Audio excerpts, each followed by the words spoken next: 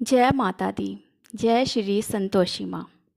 शुक्रवार की संतोषी माता की व्रत कथा। एक बुढ़िया थी और उसके 7 पुत्र थे। 6 कमाने वाले थे, एक निकम्मा था। बुढ़िया माँ 6 पुत्रों की रसोई बनाती, भोजन कराती और पीछे सो जो बचता वो 7वें को दे देती थी। परंतु वह भोला था, मन में कुछ विचार ना करता था। एक दिन अपनी बहू से बोला, देखो मेरी माता का मुझ पर कितना प्यार है। वह बोली, क्यों नहीं, सबका जूठा बचा हुआ तुमको खिलाती है। वह बोला, ऐसा भी कभी हो सकता है? मैं जब तक अपनी आंखों से ना देखूं मान नहीं सकता। बहू ने कहा, देख लोगे तब तो मानोगे। कुछ दिन बाद बड़ा त्योहार आया। घर में 7 प्रकार के भोजन और चूरमा के लड्डू बने। वह जांचने को सिर दर्द का बहाना कर पतला कपड़ा सिर पर ओढ़कर रसोई घर में सो गया और कपड़े में से सब देखता रहा। जब 6 भाई भोजन कर गए तब माँ ने उनकी थालियों में से लड्डू की जूठन को उठाया और उसका एक लड्डू बनाया। उसने जूठन साफ कर अपने 7वें पुत्र को बुलाया, जो कि लेट कर सब देख रहा था। उसने कहा कि बेटा उठ, 6 भाई भोजन कर गए, अब तू ही बाकी है, उठना कब खाएगा? वह कहने लगा, माँ मुझे भोजन नहीं करना, मैं परदेश जा रहा हूँ। माता ने कहा, कल जाता हो तो आज ही चला जा। वह कहने लगा कि हाँ हाँ माँ, मैं आज ही जा रहा हूँ। यह कहकर वह घर से निकल गया। चलते समय बहू की याद आई। वह गौशाला में कंठे थाप रही थी। वह जाकर बोला कि हम परदेश जा रहे हैं, तुम धीरज रखकर यहाँ पर रहना। तो उसकी बहू ने कहा कि हम जाओ पिया अनंत से हमरो सोच हटाए, राम भरोसे हम रहे, ईश्वर तुम्हें सहाय। देवो निशानी आपनी देख थरो मंदिर, सुधी हमरी न बिसारियो मन गंभीर। वह बोला, मेरे पास तो और कुछ नहीं, यह अंगूठी है, सो इसे ले लो और अपनी कुछ निशानी मुझे दो। बहू बोली, मेरे पास क्या है, यह गोबर भरा हाथ है। उसने गोबर के हाथ की थाप मार दी। वह चल दिया। चलते चलते दूर देश में पहुंचा। वहाँ एक साहूकार की दुकान थी। वहाँ जाकर कहने लगा कि भाई मुझे नौकरी पर रख लो। साहूकार को नौकर की ज़रूरत थी। बोला, रह जा। लड़के ने पूछा कि तनख्वाह क्या दोगे? साहूकार ने कहा कि काम देकर दाम मिलेंगे। साहूकार की नौकरी मिली। वह सवेरे 7 बजे से रात तक नौकरी करने लगा। कुछ दिनों में दुकान का लेन देन, हिसाब किताब, ग्राहकों को माल बेचना आदि सारा काम करने लगा। साहूकार के 7-8 नौकर थे। वह सब चक्कर खाने लगे। वह तो काफ़ी होशियार बन गया। सेठ ने भी काम देखा और 3 महीने में उसे आधे मुनाफे का साझेदार बना लिया। वह 12 वर्ष में नामी सेठ बन गया और मालिक सारा कारोबार उसके ऊपर छोड़कर बाहर चला गया। अब बहू पर क्या बीती सुनो। सास ससुर उसे बहुत दुख देने लगे। सारी गृहस्थी का काम करा के उसे लकड़ी लेने जंगल भेजते और घर की रोटियों के आटे से जो फूसी निकलती उसकी रोटी बनाकर रख दी जाती और फूटे नारियल की नरेले में पानी। इस तरह दिन बीतते रहे। एक दिन वह लकड़ी लेने जा रही थी कि रास्ते में बहुत सी स्त्रियां संतोषी माता का व्रत करती दिखाई दी। वह वहाँ खड़ी हो कथा सुनकर बोली, बहनों तुम किस देवता का व्रत करती हो और इसके करने से क्या फल होता है? इस व्रत करने की क्या विधि है? यदि तुम अपने इस व्रत का विधान मुझे समझाकर कहोगी तो मैं तुम्हारा बड़ा एहसान मानूंगी। तब उनमें से एक स्त्री बोली, सुनो, संतोषी माता का व्रत है। इसके करने से निर्धनता दरिद्रता का नाश होता है, लक्ष्मी आती है, मन की चिंताएं दूर होती हैं, घर में सुख होने से मन को प्रसन्नता और शांति मिलती है, निपुत्र को पुत्र मिलता है, प्रीतम बाहर गया हो तो जल्दी आवे, कुंवारी कन्या को मनपसंद वर मिले, राजद्वार में बहुत दिनों से मुकदमा चलता हो तो खत्म हो जावे, सब तरह सुख शांति से घर में धन जमा हो, पैसा जायदाद का लाभ हो, रोग दूर हो जावे तथा मन में जो भी कामना हो सब पूरी हो जावे। इसमें कोई संदेह नहीं है। वह पूछने लगी, यह व्रत किया कैसे जाए, यह भी बताओ तो बड़ी कृपा होगी। तब स्त्री कहने लगी, 1.25 आने का गुड़ चना लेना, इच्छा हो तो 5.25 आने का लेना या 1.25 रुपया का भी सहूलियत के अनुसार लेना, बिना परेशानी श्रद्धा और प्रेम से जितना बन सके लेना, 1.25 पैसे से 5.25 आना तथा इससे भी ज़्यादा शक्ति और भक्ति के अनुसार लेना। हर शुक्रवार को निराहार रहकर कथा कहना, इसके बीच में क्रम टूटे नहीं, लगातार नियम पालन करना। सुनने वाला कोई ना मिले तो घी का दीपक जला उसके आगे जल के पात्र को रख कथा कहना, परंतु नियम ना टूटे। जब तक कार्य सिद्धि ना हो नियम पालन करना और कार्य सिद्धि हो जाने पर व्रत का उद्यापन करना। 3 मास में माता फल पूरा करती हैं। यदि किसी के ग्रह खोटे हों तो भी माता 3 वर्ष में कार्य को अवश्य सिद्ध करती हैं। कार्य होने पर ही उद्यापन करना चाहिए, बीच में नहीं। उद्यापन में 2.5 सेर आटे का खाजा तथा इसी परिणाम से खीर तथा चने का साग करना।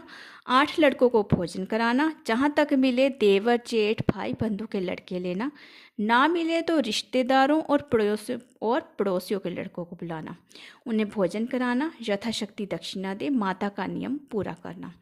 उस दिन घर में कोई खटाई ना खावे। यह सुनकर बहू चल दी, रास्ते में लकड़ी के बोझ को बेच दिया और उस पैसे से गुड़ चना ले माता के व्रत की तैयारी कर आगे चली और सामने मंदिर देख पूछने लगी, यह मंदिर किसका है? सब बच्चे कहने लगे, यह संतोषी माता का मंदिर है। यह सुन माता के मंदिर में जा माता के चरणों में लौटने लगी, दीन हो विनती करने लगी, माँ मैं निपट मूर्ख हूँ, व्रत के नियम कुछ जानती नहीं, मैं बहुत दुखी हूँ। हे माता जगत जननी मेरा दुख दूर कर, मैं तेरी शरण में हूँ। माता को दया आई। एक शुक्रवार बीता कि दूसरे शुक्रवार को ही उसके पति का पत्र आया और तीसरे को उसका भेजा पैसा भी पहुंचा।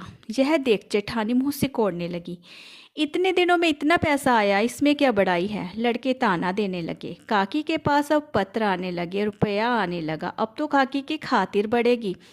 तब तो काकी बोलने से भी नहीं बोलेगी।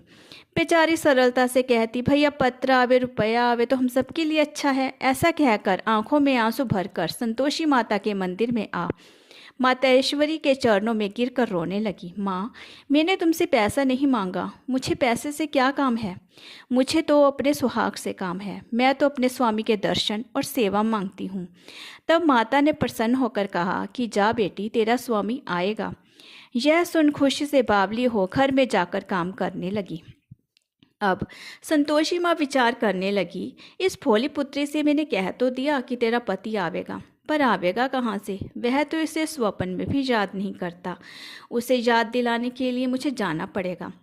इस तरह माता बुढ़िया के बेटे के पास जा स्वप्न में प्रकट हो कहने लगी, साहूकार के बेटे सोता है या जागता है? वह बोला, माता सोता भी नहीं हूँ जागता भी नहीं हूँ, बीच में ही हूँ, कहो क्या आज्ञा है? माँ कहने लगी, तेरा घर बार कुछ है या नहीं? वह बोला, मेरा सब कुछ है माँ, माँ बाप हैं, भाई बहन है, बहू है, क्या कमी है? माँ बोली, भोले पुत्र तेरी स्त्री घोर कष्ट उठा रही है, तेरे माँ बाप उसे बहुत दुख दे रहे हैं, वह तेरे लिए तरस रही है, तो उसकी सुधि ले। वह बोला, माता यह तो मुझे मालूम है, परंतु जाऊं कैसे?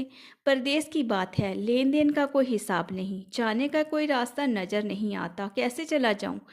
माँ कहने लगी, मेरी बात मान, सवेरे नहा धोकर माता का नाम ले, घी का दीपक जला, दंडवत कर दुकान पर जा बैठना, तब देखते देखते तेरा लेन देन सब चुक जाएगा, माल बिक जाएगा और सांझ होते होते धन का ढेर लग जाएगा। तब सवेरे बहुत जल्दी उठ लोगों से अपने सपने की बात कही तो वे सब उसकी खिल्ली उड़ाने लगे और उसकी बात को अनसुनी करने लगे और कहने लगे कि कहीं सपने भी सच होते हैं। एक बूढ़ा बोला, देख भाई मेरी बात मान, इस तरह सच झूठ कहने के बदले देवता ने जैसा कहा है वैसा ही करना, तेरा इसमें क्या जाता है? अब वह बूढ़े की बात मान, नहा धोकर संतोषी माँ को दंडवत कर घी का दीपक जला दुकान पर जा बैठा। थोड़ी देर में क्या देखता है कि देने वाले रुपया लाने लगे, लेने वाले हिसाब लेने लगे, कोठे में भरे सामानों के खरीदार नकद खरीदने लगे और वहाँ नकद दाम में सौदा करने लगे। शाम तक धन का ढेर लग गया। माता का नाम ले घर जाने के वास्ते गहना कपड़ा खरीदने लगा और वहाँ के काम से निपट तुरंत घर को रवाना हुआ। वहाँ बहू बेचारी जंगल में लकड़ी लेने जाती है, लौटते वक्त माता जी के मंदिर में विश्राम करती है। वह तो उसका रोज रुकने का स्थान जो ठहरा। दूर से धूल उड़ती देख वह माता से पूछती है कि हे माता यह धूल कैसे उड़ रही है? माँ कहती है कि हे पुत्री तेरा पति आ रहा है, अब तू ऐसा कर लकड़ियों के 3 बोझ बना ला, एक नदी के किनारे रख, दूसरा मेरे मंदिर पर रख और तीसरा अपने सिर पर रख। तेरे पति को लकड़ी का गट्ठा देखकर मोह पैदा होगा। वह वहाँ रुकेगा, नाश्ता पानी बना खा पीकर माँ से मिलने आएगा। तब तू लकड़ी के बोझ उठाकर जाना और बीच चौक में गट्ठा डालकर 3 आवाज़ें जोर से लगाना। लो सासू जी, लकड़ियों का गट्ठा लो, फूसी की रोटी दो और नारियल के खोपड़े में पानी दो। आज मेहमान कौन आया है? माँ की बात सुन, बहुत अच्छा माता कहकर प्रसन्न हो लकड़ियों के 3 गट्ठे ले आई। एक नदी के तट पर रखा, एक माता जी के मंदिर पर रखा और एक वहाँ रख नदी के तट पर रख दिया। तो इतने में ही एक मुसाफिर पहुंचा। सूखी लकड़ी देख उसकी इच्छा हुई कि यहीं निवास करे और भोजन बना खा पीकर गांव चले। इस प्रकार भोजन बनाकर विश्राम ले गांव को गया। सबसे प्रेम से मिला। उसी समय बहू सिर पर लकड़ी का गट्ठा लिए आती है। बोलिए संतोषी माता की जय। अब इसके बाद आप सुनिए पार्ट 2 की कथा, जो कि दूसरी वीडियो में है। बोलिए संतोषी माँ की जय।